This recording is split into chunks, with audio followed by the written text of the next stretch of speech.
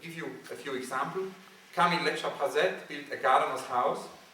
Atelier van Lieshout developed a toilet system, a working toilet system designed by artists.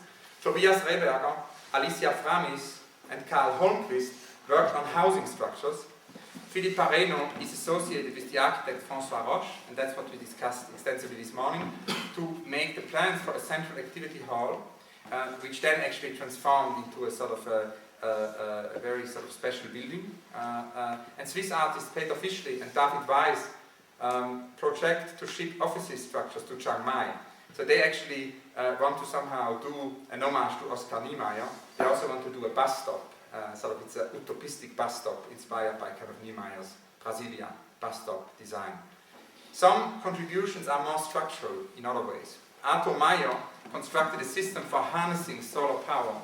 Prachia Pintong put in place a program for fish farming, and the Danish collective Superflex developed a system for the production of biogas. Tiravanija described some of the inherent complexities to which the participants were responding. Beginning of quote. There is no electricity or water, as it would be problematic in terms of land development in the area. Superflex have made experiments to use natural, renewable resources as an alternative source for electricity and gas. Supergas, which is the project of Superflex, is using the land as a lab for the development of a biogas system. The gas produced will be used for the stoves in the kitchen, as well as lamps for light. End of quote. Tiravanija himself contributed to the occupation of the land with the construction of a house based on what he calls the three spheres of needs. The three spheres of needs are described as the following. The lower floor is a communal space with a fireplace. It's a place of accommodation, gathering, and exchanges. The second floor is for reading and meditation and reflection on the exchanges. The top floor is for sleep. When I asked if beyond those kind of invited to participate in the project, people were already coming to visit the land, Tiravanija responded, a lot of people are visiting it and have been staying there even though it's not quite ready. It's already functioning as a self-sustaining station. All structures are for open use. The land itself, Tiravanija emphasized, is not connected to anything, and that's what is interesting about it. And this can be understood in many ways. Above all, Tiravanija's initiation of the land project resists the normative and prescriptive aspect which accompanied such projects as the Weissenhof Siedlung, the housing settlement proposed in 1927 by Mies van der Rohe with 15 other leading architects of the modern movement, including Walter Gropius and Le Corbusier. Like the Weissenhof Siedlung, the land is actually a concrete utopia, but it's also first and foremost a self-imposed utopia, one which is not rooted in intransigent beliefs on how others should live.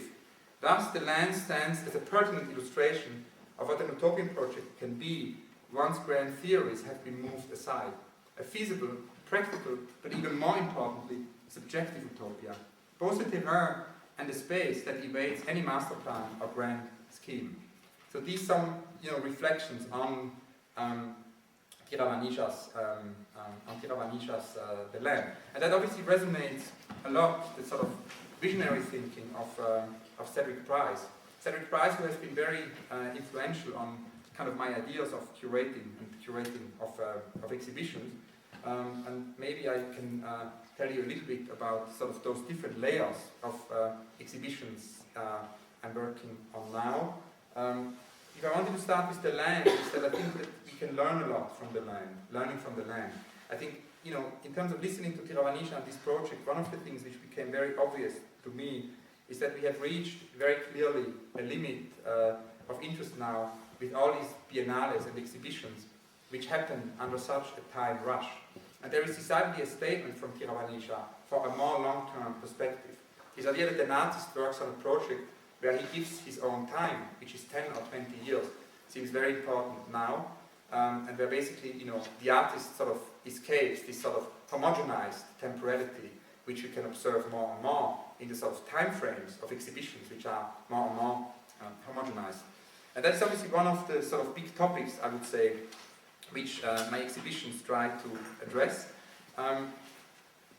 both Cedric Price, whose sort of idea of self-organized urbanism, as well as Edouard Glissant, who is the other great inspiration for those shows, have obviously mentioned again and again that the art world in the world of exhibitions is not protected from those sort of homogenizing forces which are at work in the world at large. So questions of resistance to those homogenizing forces seem to be very essential, and it's one of the things which with larger group exhibitions, sort of knowledge-producing group exhibitions, is at stake. So one kind of example for that is the exhibition Cities on the Move, with actually Hu Han Ru and I curated in the mid-later part of the 90s, and which tried to somehow render this amazing dynamism of architecture and urbanism and art in Asian cities. So it started actually from numerous researches we have done and a lot of conversations with artists and architects.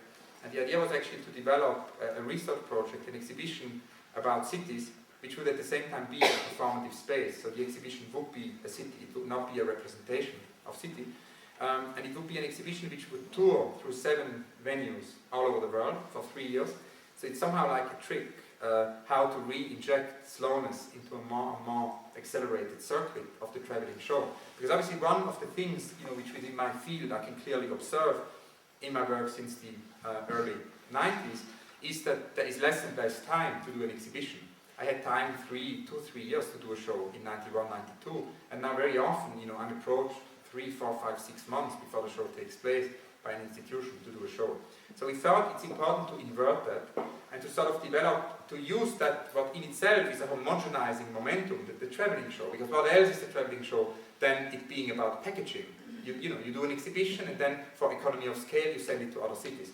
So we thought it would be very interesting to make a détournement of that sort of mechanism, and to do a traveling show which actually would not stop to tour and which would each time open a new window in the kind of in the time frame. And obviously this idea of time, that the exhibition deals with time differently, and that has been one of the big topics of the seminar this morning, is very, very related to the visionary work of Cedric Price. His visions he had about the Fun Palace, which we explored a lot this morning, which is a museum of time, and which is still the great unrealized project of the 60s, but also in his absolutely amazing project of the pottery think belt.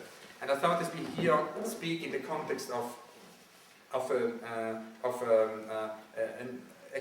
school, I was thinking that it could be extremely interesting to maybe deepen a little bit the pottery think belt. In Price's actually view, the architect should not be kind of aware or should not be content with being the mere sort of designer of hardware, but should have a responsibility also for designing the program and sort of thinking about the time and the different timings of this program. So actually he applied all these ideas in the pottery think belt, which is probably his most complex project in the late 60s. And it was projected, sort of preceded by his other educational project, which is called the Atom Project from 1969, which was an atomic education facility spread over a whole city. So the idea was the education was not to be for one age group, but was seen as a continuous necessity for all members of the community.